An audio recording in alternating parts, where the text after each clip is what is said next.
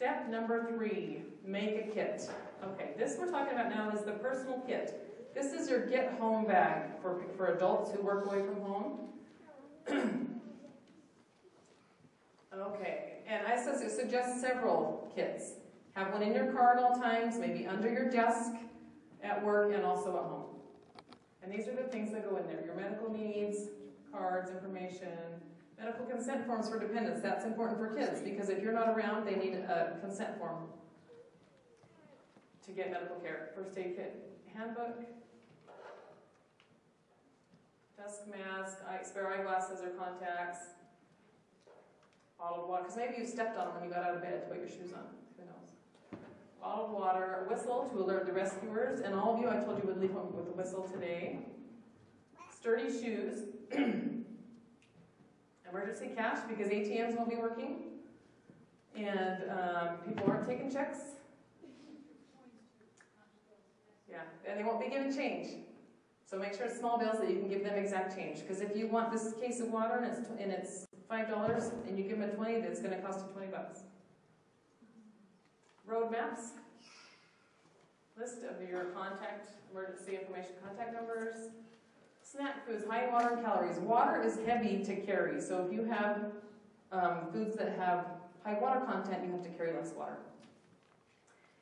Also in an emergency, your body will burn more calories because you're going to be doing more than just sitting at the computer on Facebook or working at your desk. You're going to be working to recover from this disaster. Working flashlight with extra batteries. Light sticks are great. For kids especially,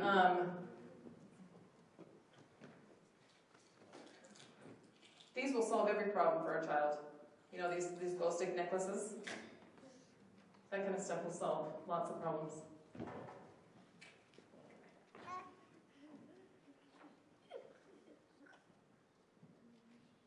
Personal hygiene supplies.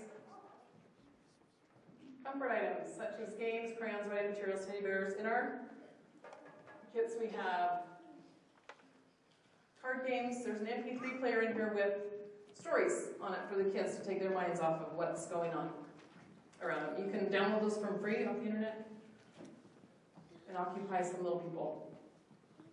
Toiletries, anything else you need specific to yourself.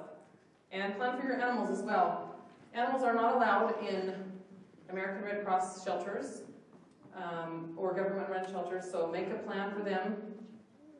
I don't know what that plan's going to be. I'm not sure what I'm going to do with my animals, but plan ahead if you can take them somewhere else that they'd be safe. Again, copies of personal identification and other cards. Okay. Yes? Sometimes if you go to those kids' meals at the store, like McDonald's, and sometimes those toys are really annoying. You just take them and stick them in the bag. There you go. Those annoying, noisy toys from the restaurants. Put them in your cemetery kit. So they can annoy everyone else in the where you're tired of all the toys sticking around. Yeah. You already have duplicates or whatever. You just put in your cemetery kit, and that's another game. Yes. Very good. Also, we have a household supplies kit, which I have up here to show. This needs to be one person loadable, because husband's probably going to be at work. And all these things will go in this kit.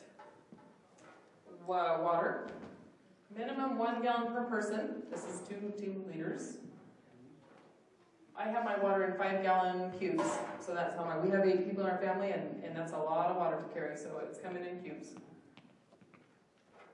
Wrenches to turn off the gas, we talked about that.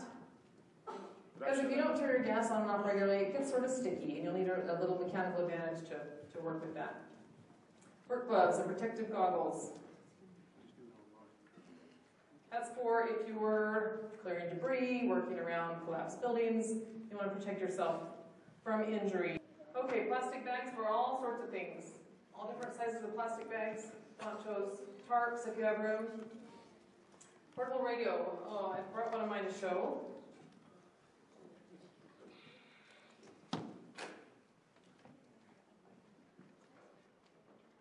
These are just FRS radios. You can get FRS radios relatively inexpensively. I would suggest you get one that will run on AA batteries, besides the battery pack that's in there, so that you can replace them when it finally dies. You can also get them with the NOAA weather alerts, and that's a good thing to have on there as well. So you can turn on and get for weird weather stuff, you can get reports that way through your radio. That we ordered online, I think was at Amazon, and it was about $60 for a pair. Yeah, they work, not bad. You will never go, all these FRS radios will say, up to 20 miles, or, that's line of sight. You can see the person you're poking at, or radioing at, 20 miles away. You'll never get that in the city, because it goes around, yeah. I could get from here to my house so easily. 6, 7 blocks away. Probably farther.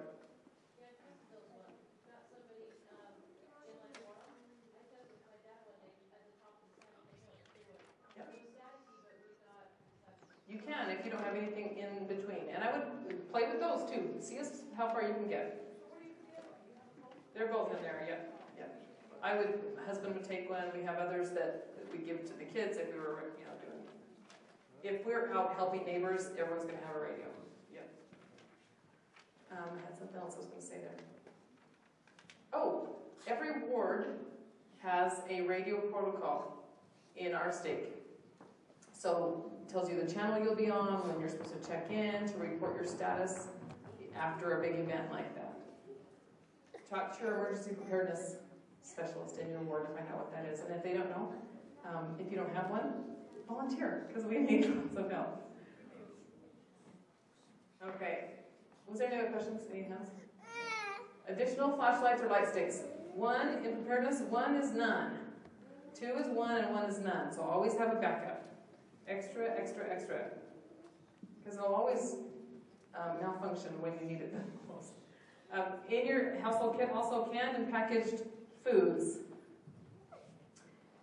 These are things that you could dump in this pot and have a dinner in 5 minutes for your kids. Others will take a little longer. This is broccoli cheese soup that we packaged in Mylar from the cannery. Our steak has a Mylar canner, and you can buy the bags from the cannery and put together your own mixes. This will feed 10 or 12 or 15 people. Just add water and boil it up for, let's see. Boil it for 20 minutes. So if you had to feed a crowd, that would be good. On my box here, on the top, I have a little note to myself. It says add bread, crackers, water, diapers. I don't need diapers anymore. And first aid kit. These are things that won't fit in my box. I want a loaf of bread because that's an easy meal for my kids. I have peanut butter and jelly here. This peanut butter on top. Okay, this has been sitting on my back porch for about 4 years. Winter, summer, the whole thing. The date says 2007. I opened it today, and it smells fantastic. So there you go. Don't listen to your dates. No, I mean check it out, but that's right. So I would grab a loaf of bread and a box of crackers because I have chicken here and ranch dressing, and that would make like a tuna salad only with chicken because I don't like tuna. And to put on crackers, so that's an easy, fast, high-calorie, high-energy food. Okay, and something to cook it on. If you don't like cold soup, you better have some kind of burner. This is a butane burner. You can get them for about $15 at Macy's. And the butane canisters are about $2, and that will cook a whole lot of soup for my family. And that all fits in here as well. Utensils, we have some steel utensils. These, I would suggest, instead of getting plates and bowls, pie tins will work for both, and they don't take up as much space. So for your quick emergency 72-hour kind of stuff, pie tins. DI, 25 cents. I love DI for this kind of stuff. And make sure you have a can opener if you have cans that need that aren't pop tops. If you have pets, plan for them.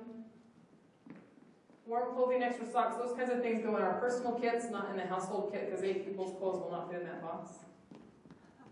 Blankets or sleeping bag. I would suggest at least one of these fleece sleeping bags. It works as a blanket, it works for a sleeping bag. If you're in a shelter, it provides enough comfort that will keep you warm. I wouldn't wear it out in the snow or use it out in the snow. It will add to your sleeping bags. It adds about 10 degrees more warmth. This is from Walmart. This is the Walmart brand. It's a fleece liner is what it is. And they're about $10 or $15. Yes, it has a zipper that goes all the way around. Yep.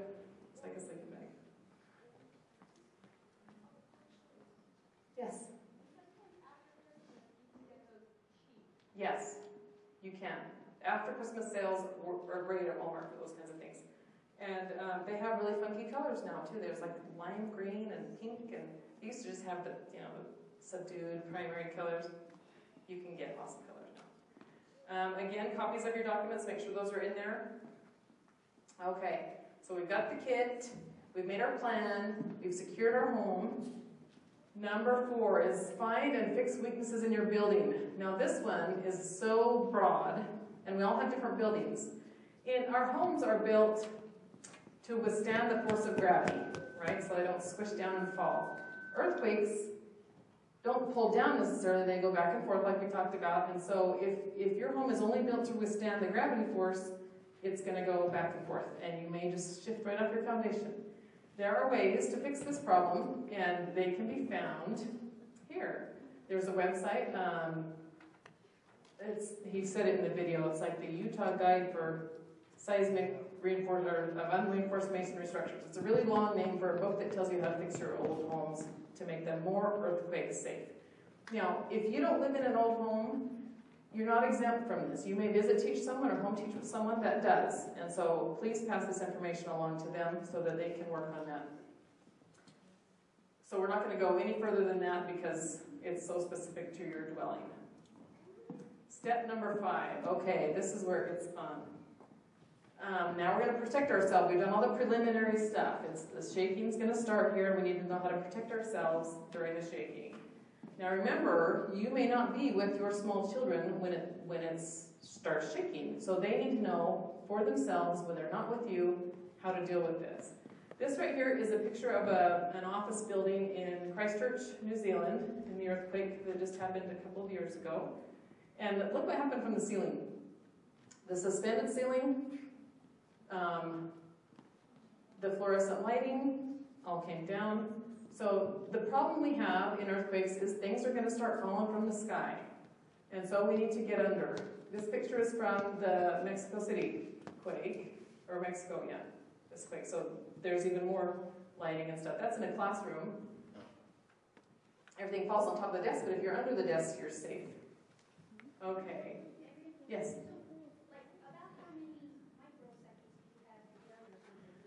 The rumbling starts, and you start here, it starts sounding like a freight train. If you hear a freight train coming, there's no train tracks around, it's time. If the first time you hear it, I'm going to play something that sounds similar to what it sounds like, so you'll get an idea, okay? Okay, first thing, for this drill, it's going to happen at 10:15 in the morning, but it could very well happen at night. If you're in bed, what's the best thing to do? Stay in bed and write it out. Put a pillow over your head in case things might fall down, but stay in bed. You're just the safest there. You don't want to be safe in your bed? Does that sound wrong to you? Do you have a suspended ceiling in your bedroom? No? You're probably okay. If there's nothing like mirrors on the ceiling or anything like that, you're probably good. In your bed is pretty safe because there's not a lot around you to fall down unless you have like a picture on the wall. So they do tell you to stay in your bed. Because when the ground is moving and you try to walk on it, you're going to fall down and probably get injured more than you would if you just sort of rode out the ride in your bed. If you're outside, stay outside. Do not run from outside to inside or inside to outside because structures have brick facades, a lot of them, and those kinds of things like to fling off buildings in earthquakes. So you want to stay outside, away from power lines, away from structures or bridges or anything that could come down. Look around and find some big open sky and stand in it or sit on it. Probably is more like it because you're going to be dropped to the ground anyway if you're trying. You cannot stand up very well in an earthquake. You're inside, stay inside. Okay, get on the floor. First thing, that's the drop. That's the drop, cover and hold, the drop part. Because the earthquake will drop you. Take cover. Get under something sturdy like a table. If you're in a movie theater, get down between so you're the lower than the thing above you. Because whatever's coming down is going to hit what's above you. So you want to be lower than those things. Yes? A few years ago, somebody told me that there was a change in covering, and they said that it's better to get to the side, like your bed or your couch. Scratch down right next to it so if something falls. We will get to that on the next slide. Didn't even find that. Yeah. Okay. So take cover under a sturdy desk or table, and if there's not one, not every room has a sturdy desk or table. Get to an interior wall and get against the wall and cover your head and neck.